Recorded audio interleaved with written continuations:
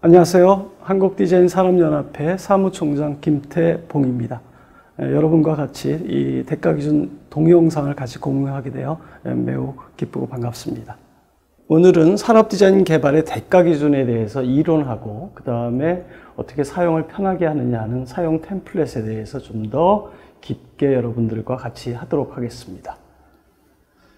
순서는 그 4가지 정도가 되는데요. 산업디자인 개발의 대가기준, 그 다음에 이것이 무엇인가라는 걸 좀 살펴보고요. 두 번째는 등급 기준이 노임단가, 세 번째는 가장 중요한 거라고 볼 수 있습니다. 표준 품셈에 대해 좀 이야기를 나눠보고요. 그리고 네 번째는 실질적으로 대가 작성 방법을 템플릿, 사례를 좀 들어서 여러분과 같이 공유토록 하겠습니다. 그러면 첫 번째로 산업디자인 개발의 대가기준이란 무엇인가를 좀 깊게 좀 볼 수 있을 것 같은데요. 대가기준이라는 것은 어떠한 일을 하고 나서 그거에 대한 대가를 지불하는 거죠. 그러니까 A라는 프로젝트를 하고 그에 상응하는 비용을 받는 것을 대가기준이라고 우리가 정의를 하고요. 그 일에 대한 값으로 받는 보수를 뜻하는 용어로 볼 수 있습니다. 그 활용 용도는 3가지 단계로 볼 수 있는데요. 처음엔 예산 확보, 하나의 A라는 프로젝트를 어느 정도 예산으로 써야 하는가에 대한 그 사전 예산 확보, 규모 이런 것을 한정할 수 있는 것입니다. 두 번째로는 사업 발주를 규모 있게 발주할 수 있는 거죠. 그러니까 사업이 어느 정도의 비용이 들어가는 걸 사전에 확보했으므로 두 번째는 사업 발주가 굉장히 용이하게 넘어갈 수 있습니다. 그리고 마지막으로는 그 사후정산 부분인데요. 이 예산 확보와 사업 발주가 순탄하게 됐으므로 사후정산은 별도의 절차가 크게 없이 아주 간단하게 진행될 수 있는 이 3가지의 활용 용도로 볼 수 있습니다.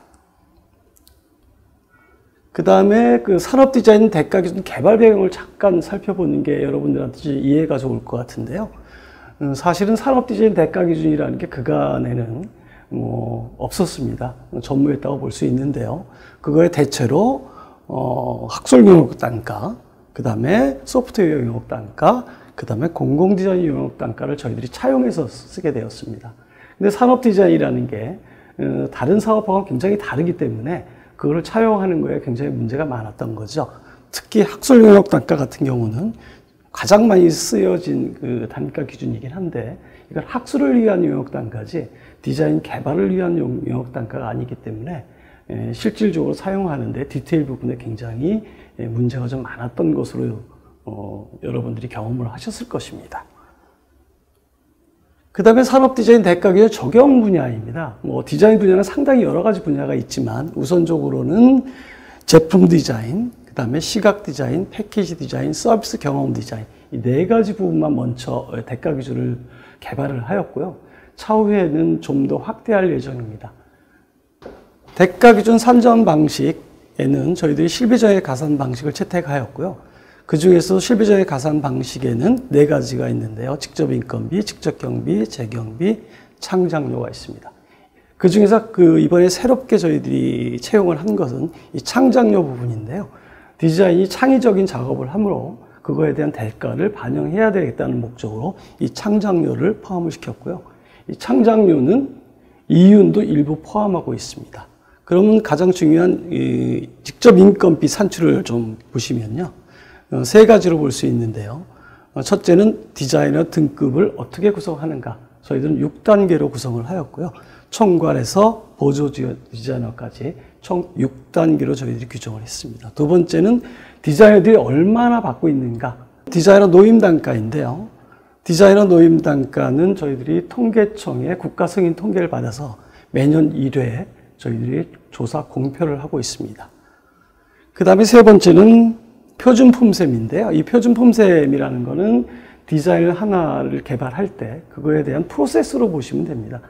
그 디자인이 초기에 킥오프를 하고 최종 완료된 모캅을 만들고 그거에 대한 사후 정산까지 하는 1년에 투입하는 모든 단계를 종합한 것이 표준 품셈이라고 볼 수 있습니다. 여러분들이 대가를 산정할 때 가장 눈여겨보실 부분은 표준 품셈 부분이라고 볼 수 있겠습니다. 다음은 산업 디자인 대가 기준의 산전 방식을 다시 설명을 좀 드리겠는데요. 앞에서 말씀드린 것처럼 실비종의 가산 방식에는 직접 인건비, 직접 경비, 재경비, 그 다음에 창작료가 들어있고요. 그 외에 VAT가 포함이 되어 있겠죠. 그 중에 직접 인건비는 두 가지로 구분이 될 수 있는데요. 디자이너 등급별 노임 단가, 그 다음에 표준 품셈에 대한 등급별 업무량으로 볼 수 있습니다. 이 두 가지를 합치게 되면 직접 인건비가 산출이 되고요. 이것을 다시 통합하면 표준 품셈이라고 볼 수 있습니다. 두 번째는 직접 경비인데요. 직접 경비는 실비 정산을 하기 때문에 그대로 반영을 하게 되면 되는 것이고요. 재경비는 직접 인건비 곱하기 110에서 120%를 곱하면 됩니다. 이거는 비정산 항목입니다. 네 번째는 창작료인데요. 창작료 산출은 직접 인건비와 그 다음에 재경비를 더해서 곱하기 20에서 40%를 곱하게 되면 창작료가 산출이 되게 되겠습니다. 그 밑에 있는 직접 경비, 재경비, 창작료에 대한 세부 사항은 그 산업 디자인 개발의 대가 기준 활용 가이드를 보시면 아주 세세하게 나와 있습니다. 두 번째 챕터인데요. 디자이너 등급 기준을 한번 살펴보도록 하겠습니다. 디자이너 등급 기준은 총 6개 단계로 총괄에서 보조 디자이너까지 구성이 되어 있고요. 기준은 경력과 학력을 기준으로 일단은 삼았습니다. 그 외에 디자이너에 대한 자격 기준 여러 가지가 있을 수 있겠지만 그걸 모두 포함하기는 상당히 어려움이 있어서 일단은 경력 기준과 학력 기준을 잡았고요. 예를 들면 총괄 디자이너는 실무 경력이 20년 이상, 그 다음에 초급 디자인은 실무 경력 4년에서 8년 미만으로 저희도 설정했고요. 보조 디자이너 경우는 디자인 전공자와 준전공자, 비전공자로 구분을 하여서 등급 기준을 저희들이 제안하고 있습니다. 다음은 직접 인건비입니다. 노임 단가인데요. 노임 단가라는 것은 디자이너들이 하루에 어느 정도의 인건비를 받고 근무를 하고 있느냐에 대한 내용입니다. 노임 단가는 2020년 노임 단가를 조사를 했고요. 매년 저희들이 12월 말에 산업 디자이너 노임 단가를 공표하고 있습니다.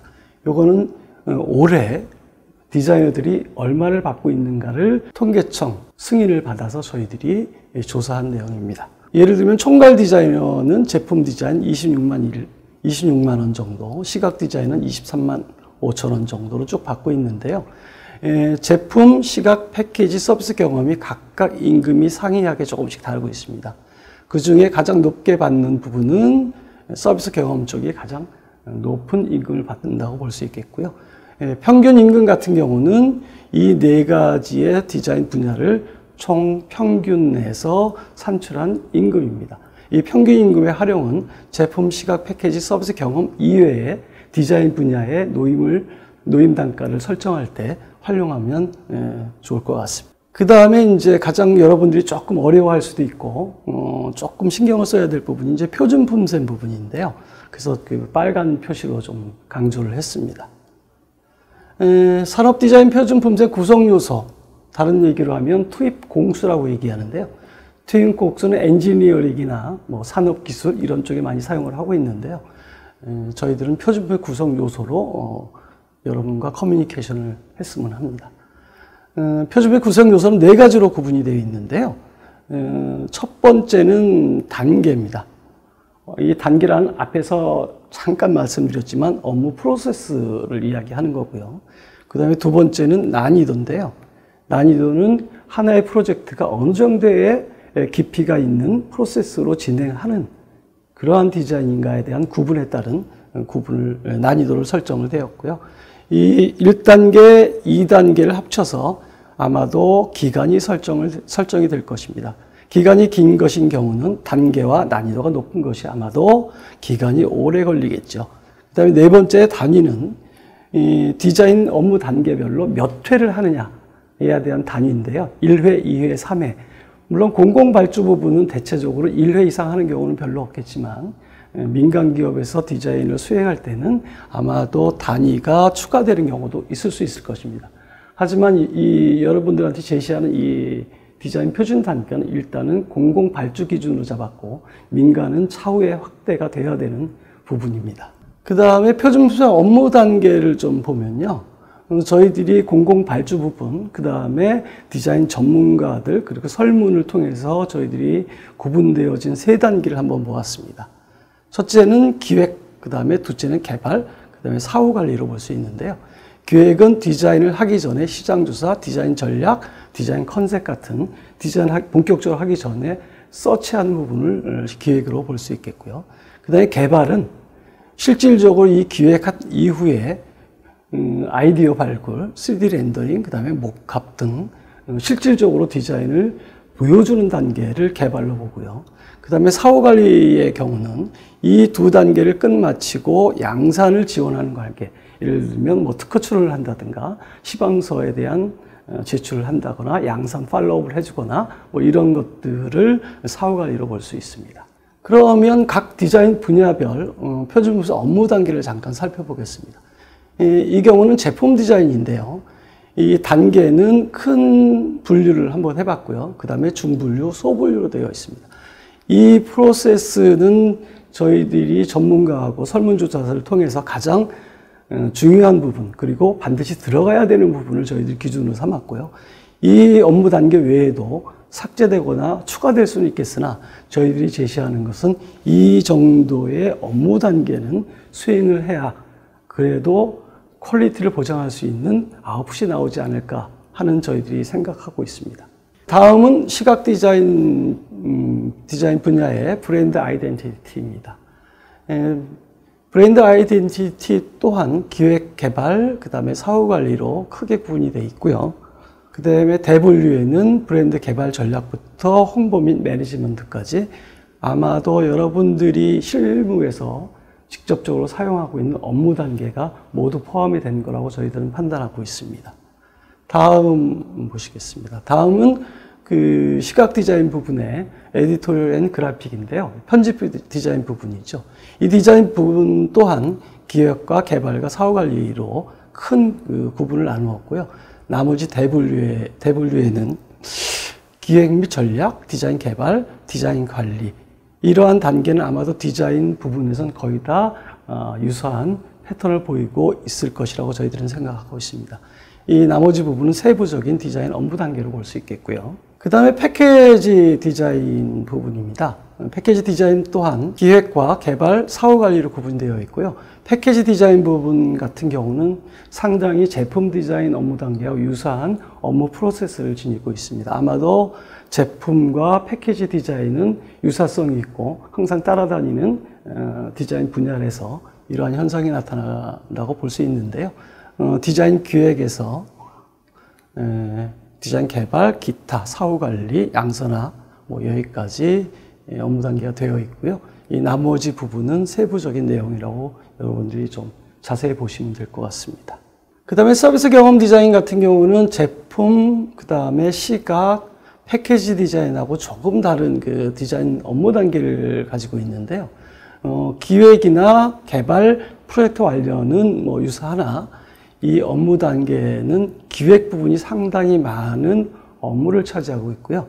그 이후에 디자인 개발이 조금 더 작은 포션을 차지하고 있습니다. 이는 서비스 디자인에 대한 특징이라고 보고 있고요. 서비스 디자인은 사전에 상당히 많은 조사가 이루어지지 않으면 이 이후의 개발에 어려움이 있고 혹은 디자인이 잘못될 수 있기 때문에 이 기획 단계가 상당히 밀집되고 아마 타이트하게 운영이 되지 않나 생각이 듭니다. 산업 디자인 표준품셈 업무 난이도에 대한 전체적인 내용을 한번 소개해 드리도록 하겠습니다.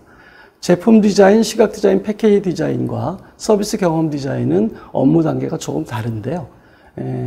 제품 디자인, 시각, 패키지 부분은 기획, 개발, 사후, 기획, 개발, 사후, 기획, 개발, 사후가 모두가 포함되어 있는 업무 프로세스, 업무 단계를 가지고 있는 반면에 서비스 경험 디자인은 기획, 개발, 그 다음에 사후 관리 이렇게 두 부분으로 혹은 세 부분으로 나눠져 있는데요.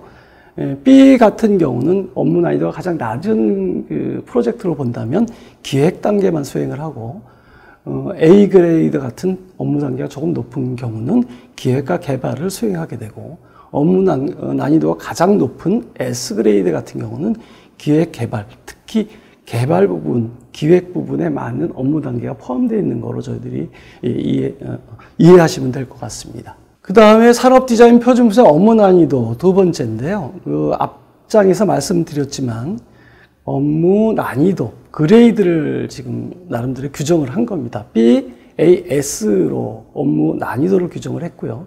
B 난이도 같은 경우는 가장 업무 수행 난이도가 좀 낮은 경우, A는 B보다 좀 높은 경우, S 같은 경우는 업무 난이도가 상당히 높은 프로젝트를 S로 규정하고 있고요. S 같은 경우는 선행 디자인, 현재 기존에 존재하고 있지 않은 새로운 프로젝트를 기획부터 결과까지 내는 좀 방대하고 범위가 굉장히 넓은 프로젝트를 S로 보고 있고요. A 그레이드 같은 경우는 기존에 라인업 하고 있던 것을 새롭게 디자인하는 경우, U 디자인이라고 우리들이 얘기할 수 있는데요. 이런 경우를 A 그레이드로 볼 수 있고요. B 그레이드 같은 경우는 기존에 있던 상품, 제품을 일부분 디자인 수정하는 경우, 그러한 디자인 경우들을 저희들이 B 난이도로 저희들이 규정을 하였습니다. 세부적인 특징 같은 경우는 S 같은 경우는 그 디자인을 개발하기 위한 스펙, 사양이 한 30% 정도 존재하는 경우를 S로 보고요. A 같은 경우는 사양이 60% 정도, B 같은 경우는 사양이 90% 정도 결정이 된 이후에 디자인이 들어가는 업무 단계를 가지면 A, B, A, S로 구성을 한다고 저희들이 연구 결론을 내었습니다. 그 다음에 시각 디자인 부분도 마찬가지인데요. S, A, B 세 난이도로 구분되어 있고요. 개발 범위 또한 전략에서 디자인까지 모두 수행하는 경우를 S로 보고 있습니다. 특징적인 것은 베이직 디자인 시스템 리뉴얼, 그 다음에 소비자 조사, 그 다음에 트렌드 등 모든 부분을 조사하고 그거를 디자인에 반영하는 것을 S 그레이드로 볼 수 있고요. A 그레이드 같은 경우는 새로운 베이직 디자인과 시스템을 포함하는 정도의 업무 프로젝트, 업무 목표 정도가 A로 볼 수 있습니다. 이거는 뭐 특징으로 보면 CI, 그 다음에 브랜드 리뉴얼, 그 다음에 베이직 디자인의 전체적인 요소를 검토하고 그것을 디자인으로 개발하는 경우를 A로 볼 수 있겠습니다. 그 다음에 B 같은 경우는 새로운 베이직 디자인 시스템과 간단한 어플리케이션 정도를 수행하는 프로젝트를 B로 볼 수 있고요. B 프로젝트 같은 경우는 큰 리서치는 필요 없고 데스크 리서치 및 시각적 자료, 그 다음에 클라이언트가 제공한 자료를 바탕으로 가장 단기간에 프로젝트를 완수하는 경우, 그 다음에 기본적인 자료가 충분히 있는 경우에 해당하는 것들을 B 난이도로 저희들이 규정하였습니다. 그 다음에 시각 디자인 부분 중에 에디토리얼 그래픽인데요. 편집 디자인이죠. 난이도 구분은 동일하게 S, A, B로 구분되었고요. S 난이도 같은 경우는 리서치, 기획, 디자인, 촬영, 인쇄 등 편집을 하기 위한 모든 요소들을 다 수행해야 되는 경우를 S 그레이드로 볼 수 있겠습니다. 그 다음에 A 같은 경우는 클라이언트가 일부 어떤 디자인 수행하기 위한 자료를 제공하는 경우죠. 간단한 리서치 및 기획 방향, 그 다음에 세부 기획, 컨셉, 콘텐츠 디자인 작업하는 정도의 프로젝트를 수행하게 되면 A 그레이드로 볼 수 있겠고요.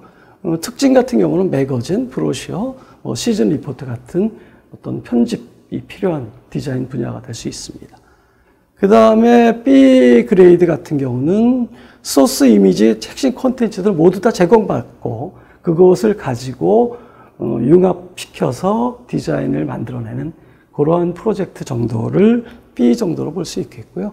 간단한 브로셔, 간단한 책자 등 특히 기획이 필요 없는 그러한 편집 디자인을 B 그레이드로 볼 수 있겠습니다.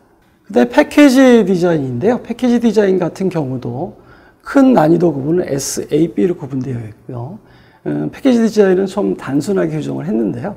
S 같은 경우는 새로운 아이덴티티 구축이 필요한 브랜드 패키지 디자인 개발입니다. 그러니까 직위 구조를 포함해서 시각적인 요소를 모두 다 제공해줘야 되는 프로젝트를 S로 보는 것이고요. A 난이도 같은 경우는 기존의 브랜드를 새롭게 리뉴얼 하는 거죠. 그러니까 기존의 브랜드도 정해져 있고 기존의 방향도 일부 정해져 있는 경우를 A 그레이드로 볼 수 있겠고요. B 그레이드 같은 경우는 나름대로 패키지 디자인하기 위한 제공된 자료들이 상당히 많은 부분입니다. 간단한 레터링이나 픽토나 그다음에 사진 같은 것을 새롭게 가감하는 정도를 저희들이 볼 때는 패키지 디자인의 B 그레이드로 볼 수 있습니다. 그 다음에 서비스 경험 디자인 부분인데요. 서비스 경험 디자인 부분 같은 경우도 크게 SAB로 구분되는 것은 다른 디자인 분야와 동일하고요. 개발 범위 같은 경우는 S 그레이드에서 개발 범위 같은 경우는 서비스 경험 디자인 요구사항 파악부터 서비스 경험 디자인 프로젝트까지 풀 모든 것을 제공하는 경우를 S 그레이드로 저희들이 판단합니다. 특징은 시스템 모델을 구현하여 평가하는 단계를 포함, 그 다음에 실시 설계 시 결과물에 해당하는 디자인 분야를 모두 포함하게 됩니다. 그 다음에 A 그레이드 같은 경우는 서비스 경험 디자인 요구사항 파악부터 서비스 경험 디자인 프로토타입까지만 진행하는 거죠. 프로젝트 완료까지가 아니고 프로토타입까지가 진행하는 것이 서비스 경험 디자인에서는 A 그레이드라는 게 다른 디자인 분야하고 좀 차이점이 있고요. 그 다음에 B 그레이드 같은 경우는 서비스 경험 요구사항 파악부터 서비스 경험 시나리오까지만 개발하는 것을 B 그레이드로 볼 수 있습니다. 다시 말씀을 드리면 서비스 경험 디자인의 SAB의 구분의 기준점은 프로젝트 완료까지 하느냐, 프로토타입까지 하느냐, 시나리오까지만 개발을 하느냐에 따라 SAB로 구정 지을 수 있습니다. 다음은 산업 디자인 업무 단계, 그 다음에 난이도를 모두 다 모아서 한 장으로 구성을 한 건데요. 이것이 표준 품셈에 대한 그 포괄적인 장표로 그리고 내용으로 볼 수 있는데, 여기서 보시면 업무 단계를 보시면 S와 A와 B에서 이런 블랭크 되어 있는 부분이 나올 것입니다. 이 부분은 디자인을 하지 않는 업무 단계를 볼 수 있고요. 다시 말씀을 드리면 S 단계에서는 모든 업무 단계를 수행을 하지만 A 단계에서는 일부 부분이 삭제된 업무 단계를 가지고 있습니다. 또 B 업무 단계에서는 A보다 더 업무 단계가 축소가 된 것으로 여러분들이 이해하시고 산출을 하시면 됩니다. 이 제품 디자인이었고요. 그 다음에 시각 디자인 또한 제품 디자인과 특별히 다른 것은 없습니다. 시각 디자인 또한 S 그레이드가 풀 프로세스라고 본다면 A 난이도의 프로세스 업무 단계는 일부 빠져나가는 업무를 수행하게 되는 거죠. B 단계는 A보다 더 업무 단계가 간소화되어 있는 것을 여러분들이 이 장표로 보실 수 있을 것입니다. 시각 디자인, 에디토리얼 앤 그래픽도 동일한 표를 보실 수 있겠고요. 그 다음에 패키지 디자인 또한 앞에서 말씀드린 내용과 동일하게 이해하시면 될 것입니다. 서비스 경험 디자인은 아까 종전에 말씀드렸듯이 업무 단계를 어디까지 하느냐에 따라 SAB가 나눠지는데요. 이 밑에서 보면 이 부분이 통째로 업무 단계가 삭제된 것을 보실 수 있습니다. 그 다음에 B 난이도는 이 업무 단계가 전부 다 삭제된, 어디까지 업무 단계를 끊는가에 따라 SAB로 구분되어 있고요. 다시 말씀드리면 이 풀 프로세스에서 일부분을 삭제하고 업무를 진행하는 것이 아니고 큰 단락으로 끊어서 업무를 진행함에 따라 SAB로 구분되는 것을 여러분들이 조금 더 서비스 경험 측에서는 주의 깊게 보셔야 될 내용으로 저희들이 생각하고 있습니다. 다음은 산업 디자인 난이도별 개발 기간인데요. 개발 기간은 하나의 프로젝트를 수행함에 있어서 어느 정도의 일정이 소요되느냐를 저희들이 규정한 겁니다. 제품 디자인, 시각 디자인, 패키지 디자인, 서비스 경험 디자인인데요. 사례로 제품 디자인만 보면 S 난이도 같은 건 128일, A는 68일, B 같은 경우는 46일이고요. 반면에 서비스 경험 디자인 같은 경우는 아마도 서비스 경험은 개발 기간이 굉장히 좀 제품 디자인이나 타 디자인보다 길 것입니다. 하여 186일, 148일, 110일 정도로 저희들이 산출을 하였습니다. 그 다음에 산업 디자인 개발 단위인데요. 아마도 공공발주 부분에서 개발 단위는 크게 많이 발생되지는 않겠지만 민간에서는 많이 발생될 수 있습니다만 공공발주에서는 많이 발생되지 않을 거라 저희 생각하는데요. 1회 개발 기준을 회로 잡고 결과물은 총 몇 종으로 저희들이 선정을 했고요. 저희들이 확정을 하였고요. 아마도 개발 개수나 개발 기준 같은 경우는 계약서를 작성하면서 아마도 반영을 많이 하셔야 될 부분이 아닌가 생각이 듭니다. 그 다음에 네 번째로는 산업 디자인 대가 작성 방법인데요. 디자인 대가 기준 종합정보 시스템을 활용하시면 굉장히 자동으로 저희들이 산출하도록 그 템플릿을 구성을 해놨기 때문에 아마도 뭐 간접비용 같은 경우는 아마 자동 산출되고 창작료 같은 경우도 자동 산출되게 되어 있습니다. 간단히 좀 여러분들 소개드리면 디자인 대가 기준 종합정보 시스템을 들어가시면 되고요. 홈페이지는 디자인 인포 or.kr 혹은 네이버에서 디자인 대가 기준을 치시면 맨 윗단에 뜨시는 것을 볼 수 있겠습니다. 이 옆부분은 홈페이지 부분인데요. 이러한 내용들은 저희들이 좀 더 상세하게 동영상으로 여러분과 같이 공유토록 하겠습니다. 산업디자인 대가 작성 방법, 프로세스인데요. 총 5단계 정도로 구성되어 있고요. 스텝 1 부분은 사전 준비 단계입니다. 그러니까 사업의 디자인 분야의 범위와 요구사항이 어느 정도 되는가를 파악하는 부분이고요. 그 다음에 두 번째 부분은 난이도를 설정하는 부분입니다. 아까 말씀드린 S, A, B 중에 S냐, A냐, B를 나름대로 선정을 하시고요. 세 번째 스텝에서는 직접 인건비를 산출하는 단계, 네 번째는 재경비와 창작료를 산출하는 단계인데요. 재경비와 창작료 산출은 자동 산출로 되어 있기 때문에 여러분들이 퍼센테이지만 입력하시면 자동으로 산출되게 되어 있습니다. 나머지 부분에 마지막으로는 직접 경비 산출인데요. 직접 경비는 뭐 목합비, 인쇄비 이와 같이 직접적으로 들어가는 그 비용인데요. 요거는 여러분들이 그 항목별로 그 안에 내용을 집어넣으시면 그것이 그대로 반영되게 되어 있습니다. 이렇게 되면 대가 산정이 완료되게 되어 있습니다.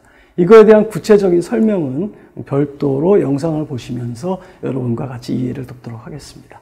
네, 여기까지 여러분들과 그 대가 기준에 대한 물론 뭐 자세하지는 않지만 여러분들이 이해를 돕기 위해서 저희가 설명을 드렸고요. 이 영상을 끝까지 살펴보아 주신 여러분들께 감사드립니다. 저희 대가 기준이 이 디자인계의 대가를 산정하는 데 표본이 될 수 있도록 여러분들도 많이 참여해 주시고요. 저희 산업디자인연합회도 대가 기준이 정착될 수 있도록 지속적인 노력을 더할 층 가일하겠습니다. 감사합니다.